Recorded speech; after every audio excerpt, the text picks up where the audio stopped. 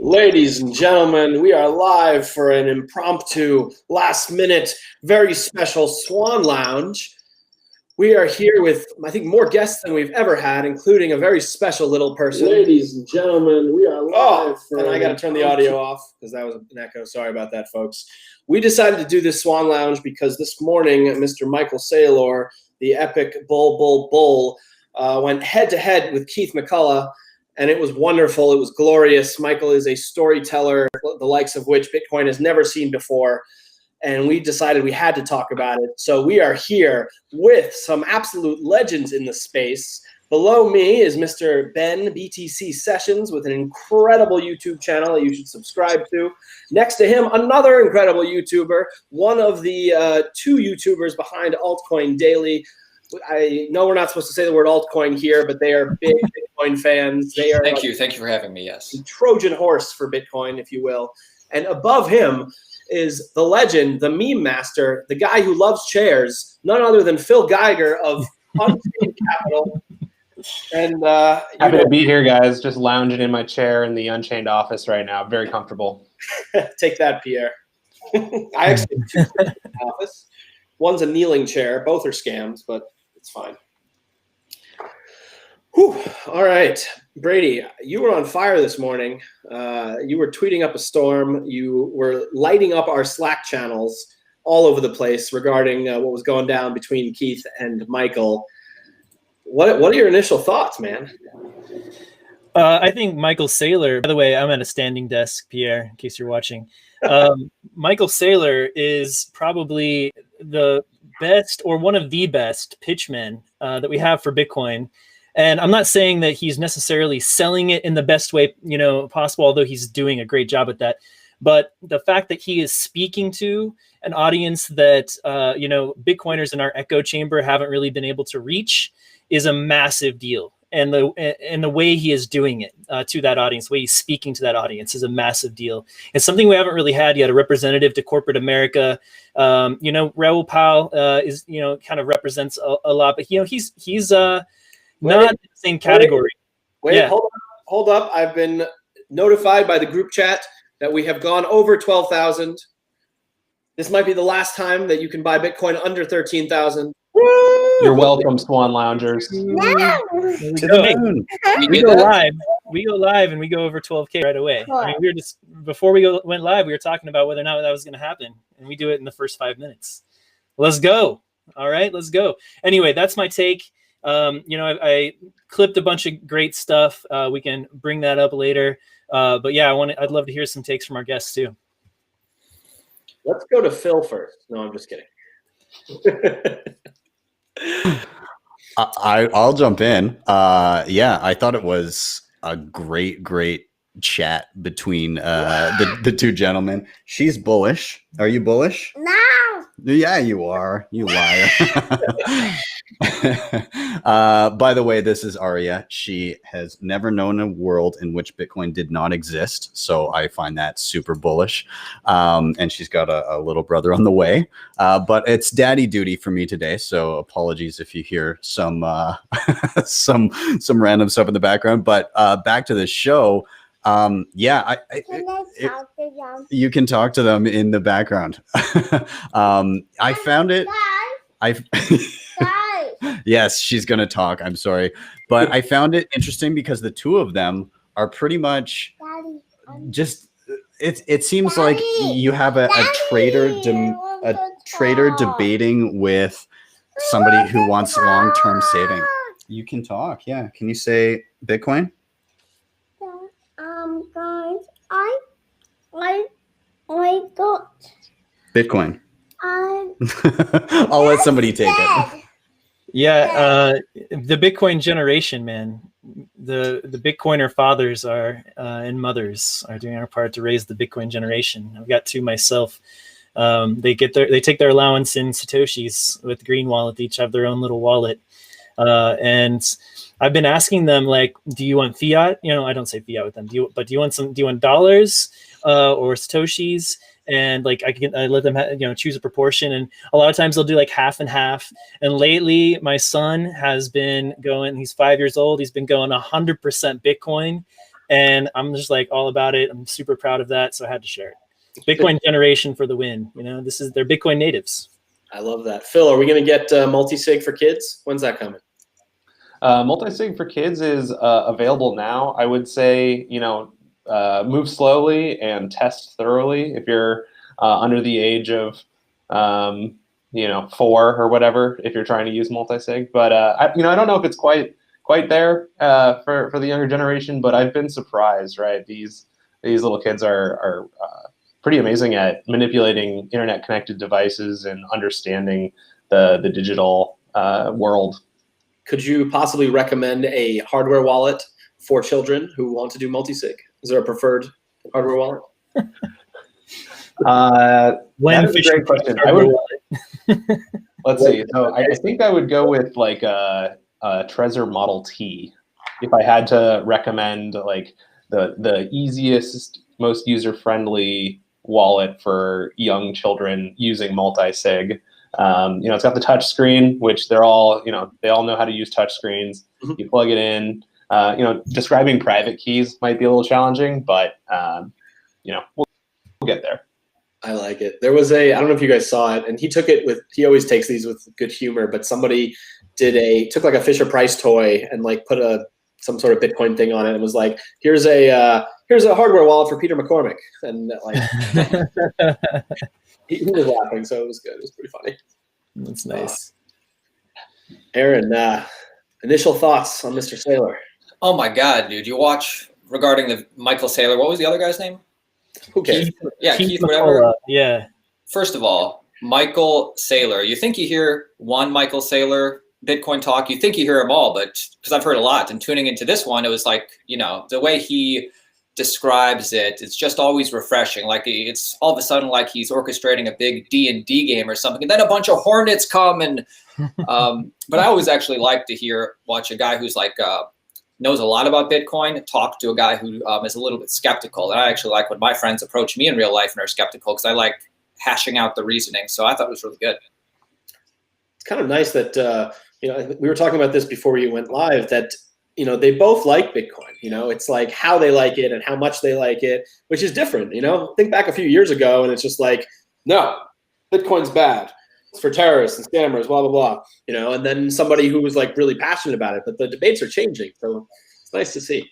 Yeah, even the guy who wasn't as bullish still owns Bitcoin, recognizes it won't go away.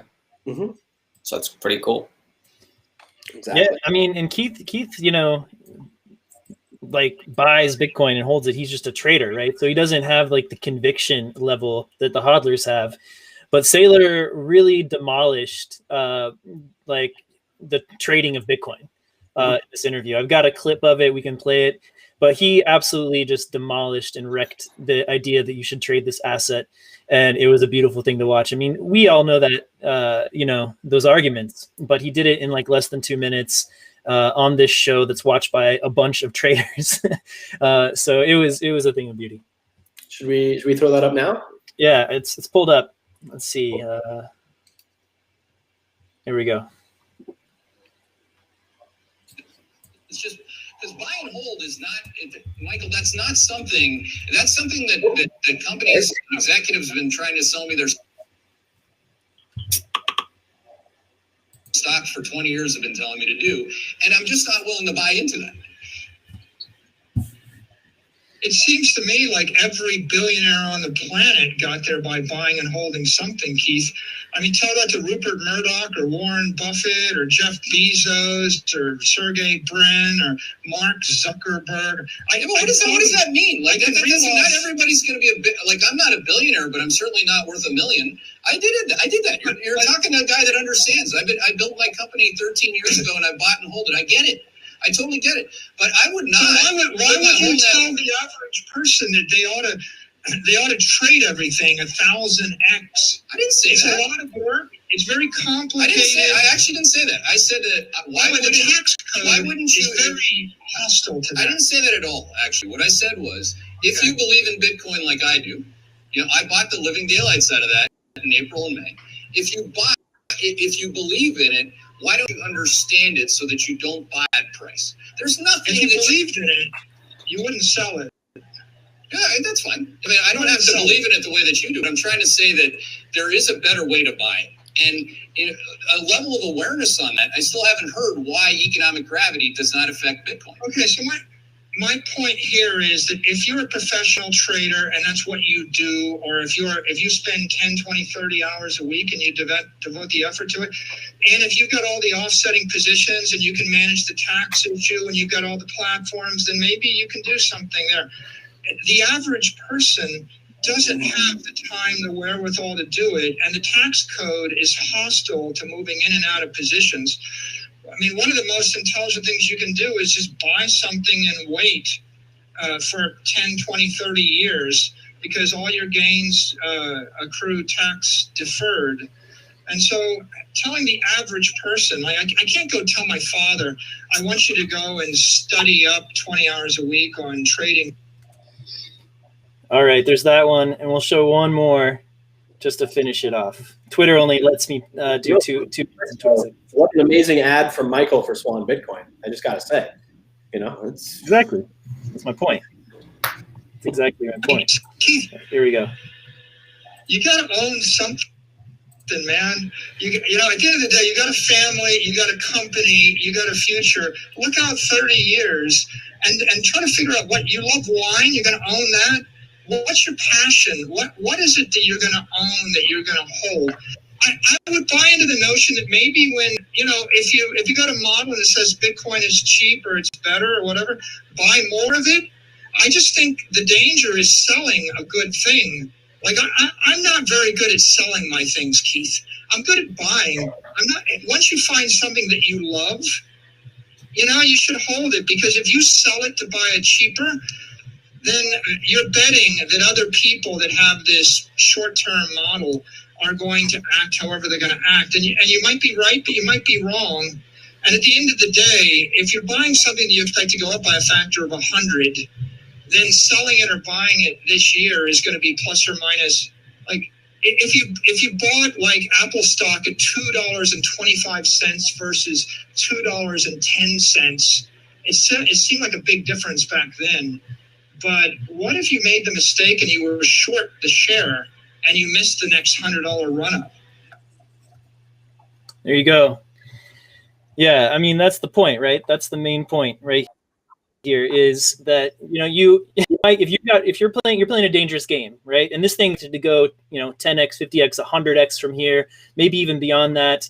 And if you're trying to play a game with short term, and you're trading, then you might get caught, and then you have to buy back in at 10x, 5x, and you've just lost yourself a bunch of money. And that happens all the time. So recommending trading to like non-pros, 99.5% of people out there, maybe 0.9% of people out there, is just a kind of just a wrong thing to do, right? It's just a wrong idea, and it's a bad recommendation.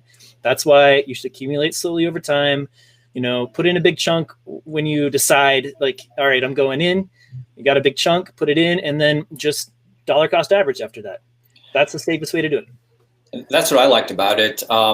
Maybe for somebody like Keith, maybe if he's a professional trader, maybe he does have some sort of inside knowledge, or a few people part of his audience. But Michael Saylor is speaking not just to Keith; he's speaking to everybody who's listening. It keeps it, inclusive. So that's pretty cool.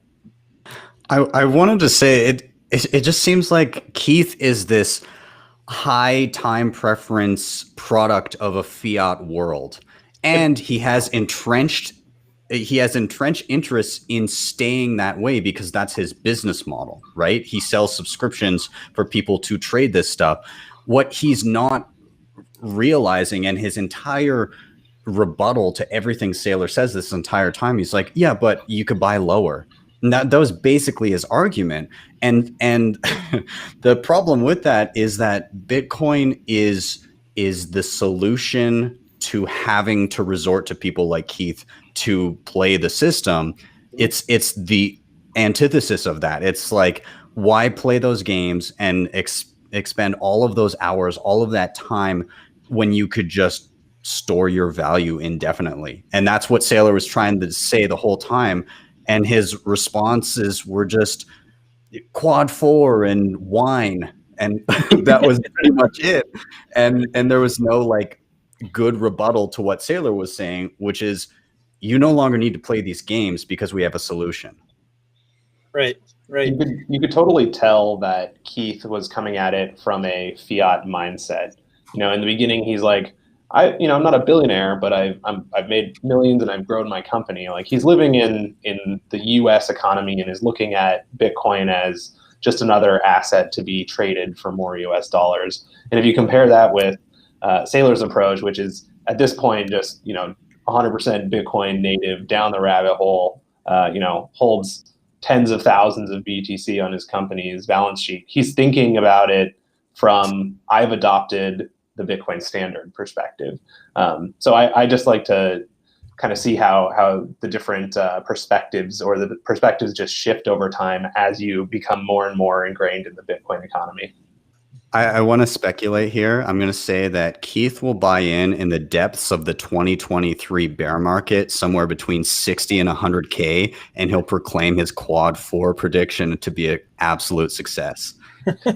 Yeah, the other thing about Bitcoin that I think if you're focused too much on trading it and trading all the altcoins for more BTC, like what you miss is that, like 90% of the price moves of Bitcoin happen over the course of like 2 weeks or 3 weeks. So if you are caught in a bad trade and you can't get your assets back into BTC in a short enough time, you're going to miss like a majority of the movement. And that's once again, if you're living in this fiat world or fiat mindset. If you're in it to just accumulate Bitcoin and start transitioning over to the Bitcoin standard, then you just want to be accumulating it every day like you would be accumulating US dollars. You want to be stacking sats with DCA or any other method that you have to just earn more sats, because now that's your unit of account. Also, By the way, go ahead. I was just going to say, Michael Saylor's average price is around 10, 11,000, right? If anybody in the audience bought even one Satoshi under 10,000, you got in before Michael Saylor. Yeah, he talked about that. He was like, look, we bought on like their average, I think it was like 11.3, 11.5, something like that. And it went down, like 10.8 or 10.9 or something. And people were giving him crap that he had, his $450 million is now worth $440 million. And are you rethinking your position? And he's just laughing at these people. He's like, I'm not freaking selling for 100 years. Like that's the time frame I'm thinking at. And just laughing. Where are those people today? We're up. How much money? How much more is his treasury worth right now? He's at like at least 455. Maybe more.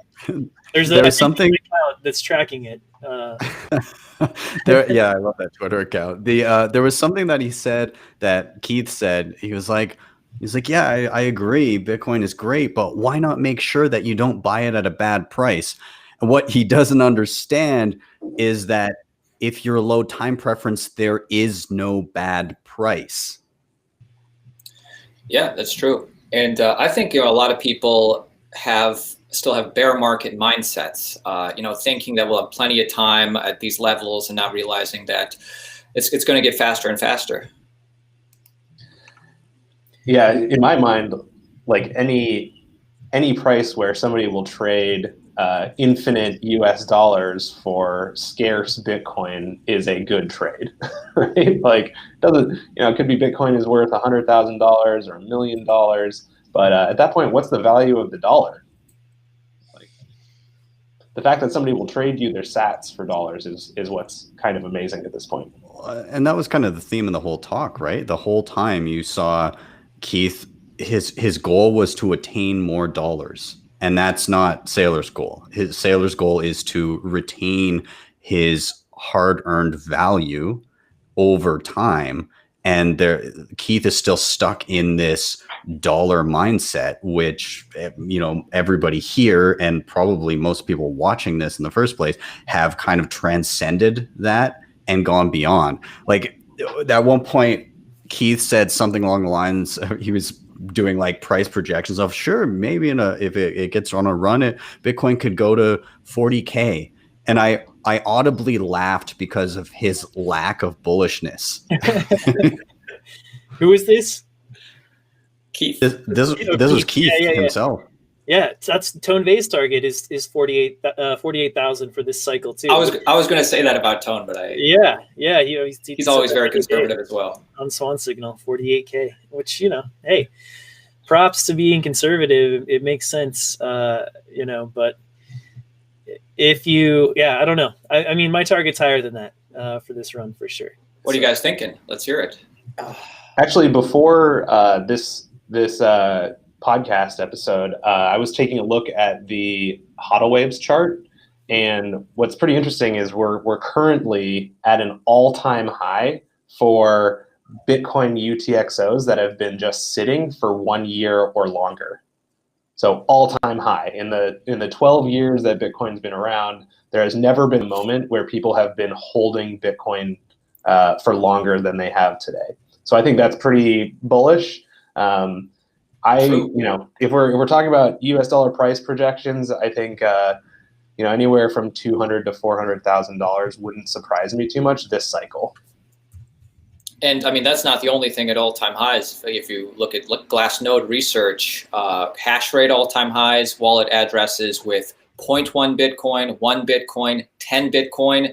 As you start to get wallet addresses with 100 Bitcoin, you know, now that's harder to get this cycle. Then you even go more than that, wallet addresses with 1,000 Bitcoin, and the big players have been accumulating too. So I guess my price prediction, I'll go 49, just so I can beat Tone. No, just kidding. I'll go, you know, if it gets over $100,000, that'd be good for me. $48,001, Bob. Yes. Yeah, I mean, I would 100K say- isn't out of the question. Yeah, no, I don't think either. You know, I'd say that 50 is the bottom of kind of my range, you know, and I think could see blow off like, you know, 3 weeks from 100K to 200K. I mean, 50K, I think is around $1 trillion market cap, 55. That's a big number, you know, and that's going to be tons of media and institutions who have been listening to guys like Michael Saylor and Raoul Pal and PTJ and like talking about getting in. You know, that's kind of a green light for more corporations to get in, bigger institutions like funds, you know, and then even like pension funds eventually can like start thinking about allocating a small portion to Bitcoin. And I think that drives, you know, us quite a lot further up after $1 trillion. And I think we kind of hold that level. Like if we dip back down on the bear cycle, I think that's where we hold, you know, is around that $1 trillion market cap. So I've got something to bring up here, and I think with this coming raging bull that we're about to see, I don't think we've ever, I mean, obviously we've never had anything like this before, but like the levels of FOMO might actually just be out of control because it's going to be coming in from all these different directions. You know, we've never seen corporate FOMO before. We've never seen real institutional FOMO before. We've seen retail FOMO, but we've never seen all these things happening at the same time. So like we've got all these predictions and whatever, but it could be orders of magnitude higher than what any of us are actually thinking. It may not be, but you know. Yeah, but exactly. I mean, the price is still half of what it was at all-time highs, but the plumbing and infrastructure has 100x'd since just 2017. So. Mm-hmm. I liked when Saylor got on the topic of, you know, billionaires coming into the space. And he says you get, you know, 10 or 100 billionaires that each come in and drop $1 billion into Bitcoin. How quickly does that move the price? And, you know, it draws kind of parallels to the other day you saw a breakdown of just Grayscale, just one entity buying up Bitcoin. And they were buying this past month 77% of all mined Bitcoin. And that's just Grayscale. And so then you factor in just like retail from Square and everything like that. There's not a lot of excess supply for these guys to buy up as they start to come in. And I think that the notion that this bull run, like last bull run, was driven by retail, I think this bull run very much leans towards, yes, some retail, but a lot of, you know, institutional and company treasuries, and then maybe the bull run after it's nation states. But it's you know, it's easy to see how quickly things can move when there's so little supply coming onto the market. Yeah, I don't even think we've seen full retail FOMO. Like 2017 was just a taste. When you think about how many fiat millionaires there are out there in the world, I think the last time I looked, the number was something like 34 million millionaires internationally. all these millionaires can't have one Bitcoin. Yeah. That's my favorite like anecdotal way to talk about this. You know, like what if every millionaire in the world decided that they want one Bitcoin? Yeah. Not going to happen. Saylor said on this interview that he loves $100 billion plus networks, networks that are worth $100 billion plus, that are clearly going to dominate every other competitor, that almost everyone disagrees with him about on that opinion. And he said there's only maybe 3, 4, 5 billionaires in the entire world who, agree in part, at least, with this assessment, right? So imagine when you get the billionaires like increasing their conviction about this 1 by 1, 10 by 10, 100 by 100, not to mention the millionaires, right? So like even there's not that many Bitcoin to go around for the billionaires who are buying on the tail end of this thing, So it's going to be a massive transfer of wealth to people who see and understand what this thing is early, and here we are. Guys, I'll be right back. I got to go buy some more Bitcoin. You can do that on Swan. I do it every day on Swan. Thank you for reminding me. We're working on the smash buys too, because you gotta, sometimes you gotta hit the smash buy. Hey, by the way, guys, we have over 100 people watching on YouTube, yet only 40 likes. Guys, if everybody on YouTube, just YouTube, hits the like button, we're going to get 100 more people in on this thing. See, this is the professional YouTuber. I got to learn from this guy. I need to start doing this thing. Smash that like button. It works. Hell yeah. Gets us out there on the algos. But you guys are so good at like all this audio visual stuff. That's crazy that Brecky can talk and bring this stuff up. No hands. Yeah.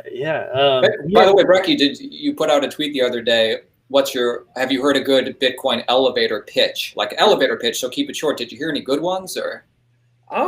There was a few. Travis Kling's comes up here and there. That's one of my favorites. Let me see if I can find it.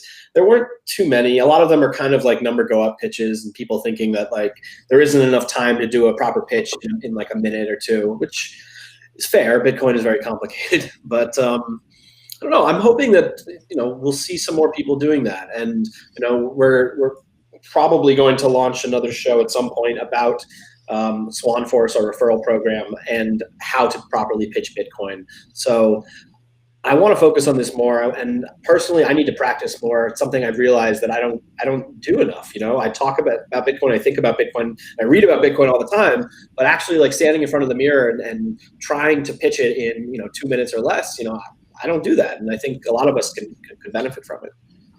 I think what's needed is not just like a singular way to pitch it, but rather like a chart that starts who are you talking to, and then split it into like demographics or types of people or professions, and then from there, did they ask you or are you telling them, and then like go from there and just kind of split it into like potential forks of conversations. I did this. I wrote an article for Bitcoin Magazine last year around Christmas. It was how to pitch Bitcoin at during the holidays. And I basically did all these different sections on the gold bug grandpa and the boomer parents and the millennial and all that stuff. And I think you're dead on. The first thing you have to do when pitching Bitcoin to someone is understanding your audience and who you're actually talking to. Yeah, ever since the MicroStrategy announcement, and for us at Unchained Capital, the release of our advanced business accounts, we've received a lot of requests of hey, can you guys help us pitch Bitcoin to our board? Nice. So we do need the Bitcoin for board members pitch as well. I like this. You guys want to give this a little shot? We can put a clock up, give you guys a minute and a half to pitch Bitcoin. And see how it goes, and then Brady and I can tear you apart. Come on, no, we're all about encouraging. We're going to cheerlead. Yeah, I practice this all the time. You guys are probably better, but yeah, let's do it. I like it. You guys want to take a minute or two, gather your thoughts? I got it. Aaron's ready, man. All right. Okay, I will join in a moment. I'm just out for a moment. Well, yeah. Ben's going to go practice his pitch on his daughter. Hone it a little bit. All right, cool. Let's give me 1 second. Pitching Bitcoin. This is what I actively try and think about when I make content on my channel. When I'm trying to I always like the reasoned arguments. Yes, me too. All right, let's Aaron, let's throw you up on the screen. How much time? We'll give you. And I'm not going to be as articulate as a Travis Kling or a Max Kaiser, but I'll try my best. All right, we'll do a stopwatch, and we will do 1.5 minutes. How's that? It seems like a lot, but okay. You want a minute? We'll do a minute. No, should we do 30-second elevator pitches? See how I peter out, and then okay. 45 seconds to a minute. Let's do that. Let's do it. All right. Ready? Go. Okay, Bitcoin is the future of money. It is undebasable, unconfiscatable, censorship resistant. It can have value in different ways to different people. For instance, as an American who have credit cards and Venmo and transferring money very easily in America, I use it as an investment because I think it's going to increase in value because the US dollar is just getting devalued. I mean, think even 20 years ago, prices at McDonald's were cheaper than they are today, and we're only printing more money. Now, if you're not American, it's great for censorship resistance. For instance, right now, I mean, back in the day, we know about WikiLeaks. Right now in Nigeria, there's a group of protesters who are protesting against police brutality, and they have the wrong opinion, I guess, from the government. So their government cut off all funding, and they turned to Bitcoin. And for them, it's providing value. Some people use it. You can use it as a means of payment. A lot of people use it as a store value. Time's up. Oh my God. Well done. Nice work, man. Nice work. Thanks. Let's should we critique now and then we'll move on to Phil? Well, they're gonna all we have an do advantage Phil. when you critique me. I think instead of critiquing, we should just do our own Brecky. But you can critique me. I'm down. Tell me, give me if anybody has a hot take on what I said, please. I've got a hot take. I think you were, and I think we were talking about this earlier, that you need to know your audience. This is my fault for not giving a prompt, but you were trying to pitch Bitcoin, I think, to too many different types of people. So it wasn't quite as focused of a pitch as I think it could have been. True. I try to cover a lot of different things. That's right. I agree. You're in an elevator for a minute. You know, you gotta get right to it. That's true. All right. Okay, who's up next then? I think Phil's up next. All right. Whew. Get prepared here. All right. You tell me when. All right. I think I'm ready. 3, 2, 1. As long as Bitcoin is not dead, Bitcoin is the strongest currency that the world has ever seen. What does that mean? Well, you know how everything around you gets more expensive over time? If you save in Bitcoin, things get cheaper over time. The reason is that there are only 21 million Bitcoin, and there will never be more of them because the entire network is designed to protect that number. While there are 21 million Bitcoin, you can compare that to other currencies where there is an infinite supply. I think that's like my simple pitch. 42 seconds. All right. I like it. Oh, I was going to mention something about the internet as well. Like, you can think of it as the currency of the internet. Like, if you think of the internet as if it was a country, Bitcoin would be its currency. That's my other, thing to add for the pitch. I like that one. And we're back. Ben is back. You missed 2 excellent Bitcoin pitches. I was hearing in the background. I can attempt mine, and hopefully I don't get the peanut gallery chiming in, but I'll do my best. You let me know when I've got. All right, let's. You've got a minute. In 3, 2, 1, go. Okay, so money is effectively just a way of measuring where we place value. And in a society where the money is not like a static measurement and it can be inflated and devalued, then the way that we value things becomes very perverted. It's very easy to misplace value.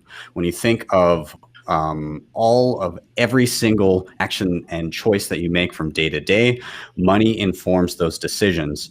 And so Bitcoin is meant to be a static measuring stick where you actually accurately determine something's value. Whereas with fiat currency that is inflated all the time, it over time, even unbeknownst to you, it makes you make worse and worse decisions with your value and your time. Boom. Almost exactly a minute. We got some comments here that we should throw up. Nick Ward, I only need 5 seconds. Orange coin good, number go up. You only need like 2 seconds. Greg Zai, what are you booing us for? Those were great. You do better, Greg. All right? Go make some teams. Greg, have an avatar. That's what you're good at. We're not taking you seriously if you don't have an avatar. Tell them they're poor. You know, that's not a great way to do it, but appealing to their pocketbooks, I think, is what you really mean. And I think that's a good thing to do. Greg, I don't know why you're in a bad mood today, man, but I want to see your memes today because they're going to be fire, I would imagine. Direct that energy to some altcoin memeing, with all due respect to Aaron. All right, here's mine. I don't have fuck altcoins, dude. I mean, I don't have any affiliation.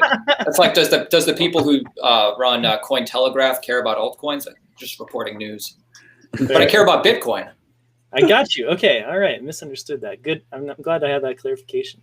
All right. All right, Brecky, I'm going to do mine. I've spent time boiling this down and distilling it. All right. I'm going to put you full screen then, and I'll cut you off when you're at a minute.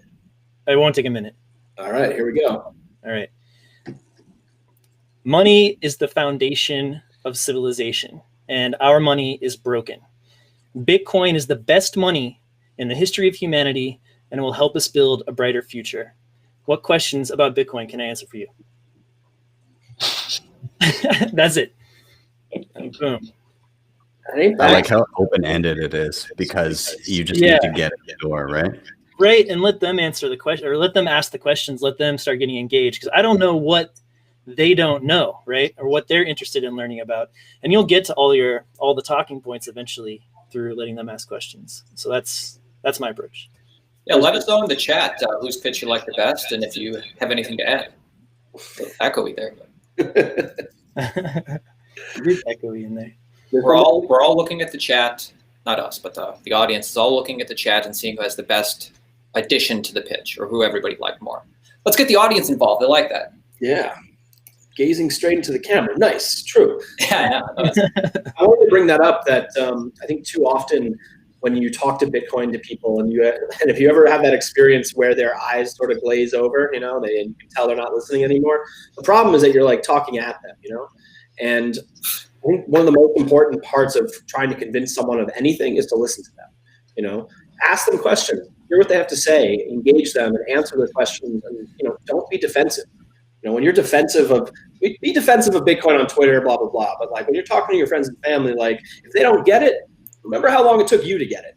Mm-hmm. I totally agree with that. As a single guy, I feel like everybody here is practically married or married. Brecky, you're not married, but as a single guy, sometimes I go out on dates with girls, and obviously Bitcoin, big part of my life. I talk about it, but I know I'm on a short clock before those eyes glaze over, and it really is only 30 seconds sometimes, and sometimes you just have to leave it. And so yeah, I get it. Yeah, is that like a third date thing? No, I do it on the first date because it's like it's something I do every day, so it's a part of my life. Right.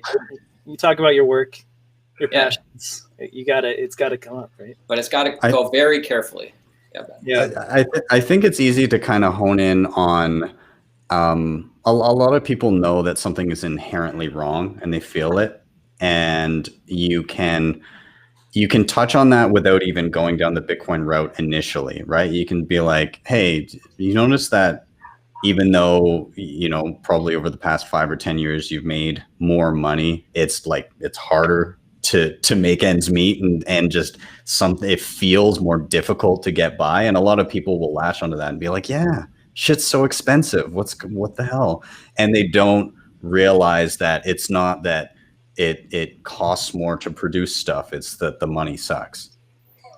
Yeah, and a lot of the information and education that we've received is all just designed to be built on top of the assumption that money works this way. And what Bitcoin is proving is that that assumption is false. Bitcoin doesn't work the way that we've been taught, or the way that the current system works. It's never worked that way except for the last like 50 years, right? So Bitcoin's in a lot of ways is kind of a trending back to the way things used to be with a sound money. Yeah. I got to do a quick shout out to Rad Vladdy, who has some of the best comments on every time we do a show ever. He's hilarious. Get your date to DCA with Swan on a first date. We call that getting to third base. Okay. Rewriting the evaluation of your first date. Yeah. We have another Michael Saylor clip. Let's listen. By the way, guys, Michael Saylor is still the active CEO of the company, right? Is he ever doing day-to-day duties, or because every day he's on a new Bitcoin podcast? Bitcoin's his job, man. This is MicroStrategy's now at the beginning of their transformation into a Bitcoin company. I think by 2022, their profits obviously are going to come from just holding Bitcoin, and then I think they're going to get into mining. I think they're going to get into like advising companies and maybe even sovereigns on how to get into this thing and strategy, security, maybe like all kinds of stuff. I mean, financial services, who knows, man? They're obviously incentivized to like support the network and start working in Bitcoin. Once you get that skin in the game, and they've got a significant skin in the game now, so I wouldn't be surprised. I'm sure that they ran the numbers and were like, wow, you can make our company a lot more money by just going out and shilling Bitcoin as hard as possible than selling what you were selling before, right? This is your new job. This is a new job. Get out there, come up with memes like Cyber Hornets, shut down the opposition, and red pill or orange pill all the other boards out there. Before we move on, Rad again with another fire comment. Bitcoin has hacked Michael Saylor's brain. He's a Queen Hornet now. There's actually one other question I wanted to address that comes up, and I think it's an important one. Is it fair that early Bitcoiners will have all the money? What will be the difference? Poor will be poor. I'm going to give my quick answer to that, and if anyone else has anything to add, I would love to hear it. But to me, this is kind of a moot point, not a moot point, a null point, because Bitcoin is leveling the playing field again. Think about the poor now. Like when you're saving in dollars, that your purchasing power is evaporating year after year, right? Yes, some of the early adopters of Bitcoin will have a lot more Bitcoin, and yes, some of these companies who have made an early move will have more Bitcoin. But at this, to really hold and have conviction from the early days, you had to understand it. You had to do something. There are a lot of people who quote unquote got lucky, but a lot of them sold, and they're not around anymore. So on the one hand, I don't really think there's too much luck involved, and on the other hand, when we have an economy that's built on Bitcoin, when people are earning in Bitcoin and saving in Bitcoin, the future is much brighter, and so even the poor will benefit going forward. Anyway, here's my rant. The best answer I've ever heard of this is, on an interview Dan Held gave once, and I'll just try and regurgitate some of the stuff. He said that, Bitcoin's launch is the most fair. Satoshi put out the announcement to just the only people who would care, the cypherpunks. Bitcoin did not have a market value the first 1.5 years, so it's fairer than any altcoin because every cryptocurrency that came after that, there's an expectation that, or a hope that it's going to have the same wealth effect. And if Bitcoin went to zero, it's not like you're going to bail these people out. You wouldn't bail the Winklevoss twins out from buying Bitcoin back in the day. So, they took the risk. Yeah. The way I look at it, applies to people who buy stocks, right? If you bought Apple early, you don't see a bunch of people out there with pitchforks going, saying it's not fair that, these people got in on Apple early, et cetera. Bitcoin doesn't solve inequality in terms of wealth, right? There's still going to be, I do think, like Brecky is saying, it's going to be a more meritocratic society because you can't adjust or debase the monetary supply, which favors, big banks, big corporations who are closer to the money printing. So really, it's much more fair than fiat money. Yeah. Well, the thing about having a lot of Bitcoin is that it doesn't guarantee you more Bitcoin. In order to accumulate more Bitcoin, you must create a good and or service that people find value in and are willing to part with their sats for. So I think really, like, if somebody has a lot of Bitcoin, odds are, unless they're doing that, they're not going to accumulate anything. And in order to enjoy the increased purchasing power of their Bitcoin, they're going to have to part with some of those sats. Now, did some people get a head start because they took a large risk early on? Absolutely. So what? That happens all the time. Yeah. But the important part is that if you're sitting on a ton of Bitcoin, you're not also scraping away a bigger piece of the pie just inherently by having wealth itself. And that's the beauty of Bitcoin. Yeah. I'll just add that the current system is designed to increase poverty at the lowest levels. By having value, or by having your currency like decline in value, the people without any assets are the poor. Their wage and their labor is being debased over time. So that's like, the current system, first of all, is disproportionately negative for poor people, and in fact, I think creates a lot of poor people and wealth inequality. Second of all, I look at Bitcoin a lot of like similarly to the internet. Is the internet bad for poor people? I would say no. I would say not everybody uses the internet, but anybody, the internet kind of treats everybody equally as soon as you're connected to it. You have access to the world's information. Bitcoin's the same thing. As soon as you connect to it and it's available for everybody, you have access to transfer value and store value in the sort of global economy. So those two things alone, I think, are, just off the bat, show that Bitcoin is positive for poor people and not, in fact, negative. The last thing that I'll add is that if you look at on-chain data, I'll reference the HODL waves again today, you can see that over time, the way that Bitcoin has organically decentralized throughout the market is that people will hold Bitcoin for a few years, the value will increase exponentially, and then they will transfer the Bitcoin to a new cohort of individuals that are buying in. So this is just the free market and an open way for a currency to organically decentralize over time. There was nobody at the top dictating who received the Bitcoin when. It's just this natural market force that we're seeing unfold.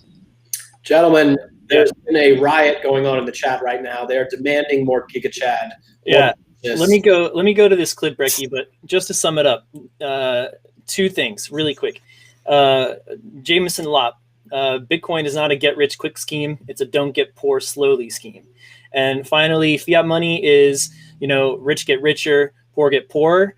With Bitcoin, a deflationary money, rich get richer, poor get richer. So that's the way I would sum it up. But yeah, let's go to this clip. This was the most liked one so far. 574 likes, 158 retweets. Nice. So let me pull this one up. All right. Okay, so Keith, I have a comment on Claude 4. First of all, there's a group of people in the world that you trade with that believe that inflation is equal to CPI, and therefore you can define a Claude 4. There's a group of people that I align with, the Bitcoiners, that believe that the true inflation rate is not CPI, but rather it's the asset inflation rate. It's the rate at which the long bond or the T-bill or equities have been moving up for the past decade, or the expansion of the monetary supply. So if you focus on inflation as CPI, it's 1% or less. If you would focus on inflation as the monetary supply expansion, it's 15%. And I actually think that the inflation rate for the past decade is 20%. If you look at the cost of a 10-year bond that yields $50,000 a year in interest, it went from $1 million to $10 million in 10 years. That's 22% inflation. So there are different, over the near term, if you're trading with people that buy into your CPI definition as inflation, then that works. But if you're looking over the long term and you're trading with people that actually buy into the asset inflation rate as the inflation rate, you come to a different conclusion. Well, my last point is, in the near term, Keith, these things work. But over the long term, adoption makes sense. Like all of your arguments about why you should short Facebook in 2013, they're all wrong. Facebook's trading at $280 a share. They're all wrong. You should have never sold it ever, ever, ever. Now, what happens to all these wonderful models If 10 billionaires decide to buy $1 billion of Bitcoin each and announce we bought it, we're not ashamed of it, we're going to buy more. All your models are destroyed, completely devastated. Bitcoin goes to the moon. Because what really matters is with Facebook, does it work? Do 1 billion people use it? Boom. Your models are destroyed. Your models are decimated. Bitcoin goes to the moon. I was having a hard time following in the beginning because I'm not a finance guy, but he really hit home at the end with Bitcoin Moon. There it is, man. Never trust a model.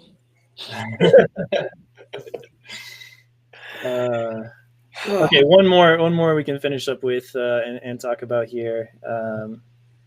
Last one, Bricky. Figured out something. Start it over. On the other hand, here's the thing I think about Bitcoin. Bitcoin is the first software network in the history of the world that can pool monetary energy. So these Bitcoiners have figured out something that is really a thing of beauty and extraordinary value. They're pooling pure monetary energy on a network, and once if I take $100 million and I put it into Bitcoin, it could sit there for a decade, like in a battery. It won't bleed out. You're not losing 2 to 4% a year, and I can put it in the palm of my hand, and I can move it around the planet for a few dollars in a few minutes. And we've never in the history of the world figured that out. And so it's very early on. I like software networks that are worth more than $100 billion, that are 50x bigger than their competitor, that are going to eat the world, that 99% of the world doesn't agree with me on. So in fact, I like the fact that people don't understand it, don't agree with it, or are afraid of it, because I couldn't afford to buy it if they all agreed with me. And I believe we're at that inflection point for Bitcoin where it's like, it's big enough to be unstoppable, but it's still new enough that there are 10,000 billionaires or billion-dollar entities, and maybe 5 of them get it.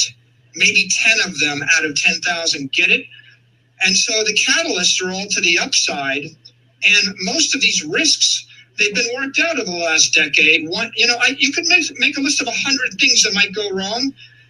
We've watched them all happen. They haven't killed it. And we're just sitting right at the cusp of something really fabulous here. We are early. And like you said, if just 3, 4, 5 people, billionaires, millionaires, take out positions like he did, it's going to cause the price to go up. Endless positive feedback loop. More people come in early. So good. So good.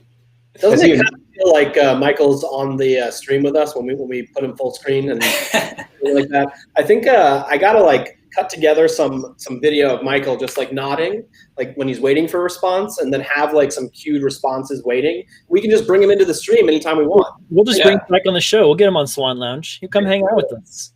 Guys, I see a great comment from Cody asking about holding Bitcoin in a retirement account through Kingdom Trust or another IRA. Just wanted to give you all a heads up that at Unchained Capital, if you do set up a self-directed IRA with one of those companies, you can actually hold your own keys. So you can hold your own Bitcoin keys in a vault. What you would do is onboard your LLC, and then you could have a personal vault and then switch context into your IRA vault. It's pretty cool. We have some clients doing that today already. That's baller. That's the baller move right there. If you want to go all in, Giga Chad move. Giga Chad move. All right. You guys want to finish up? Any final comments, thoughts? This has been a fantastic Swan Lounge. These things always just take a course of their own and end up dropping some sweet knowledge. You guys have been thinking about, like all of us, just thinking about Bitcoin constantly, 18 hours a day, background processing, arbitraging sprayer brain cycles all over the world. You just got to give us a platform and knowledge drops. That's why I love this format. Just open. I think I'll say that the entire conversation was basically a personification of Bitcoin flowing from weak hands to strong hands. That's all it was. Yeah, this was great. Thanks for having me, guys. Awesome show you guys are putting on. And props to BTC Sessions, who does a great show. If you guys ever wonder oh, I want to maybe get this app or this wallet, I want to see used in real life, BTC Sessions has great tutorials on that stuff and regular news. 100%. And Phil seemed like a great guy. Thanks. We've got a follow-up question from Daniel Willis. Can he DM you or hit up support on Unchained to go down the 401k rabbit hole with you? Yeah, absolutely. You can email us at hello@unchained-capital.com. Really, the first step is setting up your IRA or 401k, your self-directed IRA LLC with one of these companies like Kingdom, or another one is Rocket Dollar, or Jeff Vandrew is a client that many of our clients is a lawyer that many of our clients have worked with.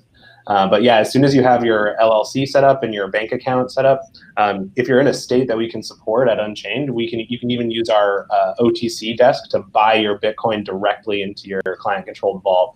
It's a pretty sweet process. We're working towards getting more and more of those steps taken care of on our end. But right now, it's kind of a combination of working with one of those companies and then setting up your vault once your LLC is all ready to go.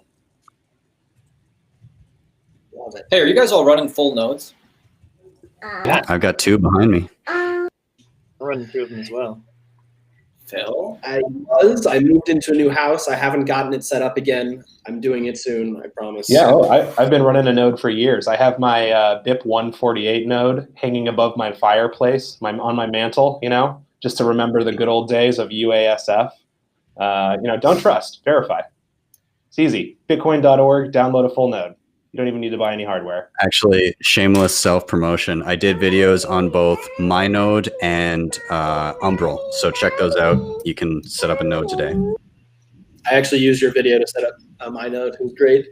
Folks, go subscribe immediately to BTC Sessions and to Altcoin Daily. Just search for them both. They're right on YouTube. You're already there watching, most of you. Just do it. Appreciate that. Go to all their videos. Smash like on all their videos, too. And ours. Do that, too. We have Swan Signal Live coming up today in just a couple hours, a few hours, 2 p.m. Pacific, 5 p.m. Eastern. We have Jeff Deist, president of the Mises Institute, and Stefan Livera. We're going to get their takes on the IMF Bretton Woods 2.0 thing. We're going to talk Austrian economics. We're going to talk about what money really is. It's going to be another great edition of Swan Signal Live. So that's today in just a few hours. Come join us. Alrighty, folks. I think that's it. And anything else to shill? You're welcome to shill as long as it's Bitcoin related. Otherwise, we're going to hang up. Swan.com/Aaron T. Arnold. That's perfect. And I think we'll end it there. Thank you, everyone, for joining. Thank you, everyone, for watching. Smash that like button before you exit out.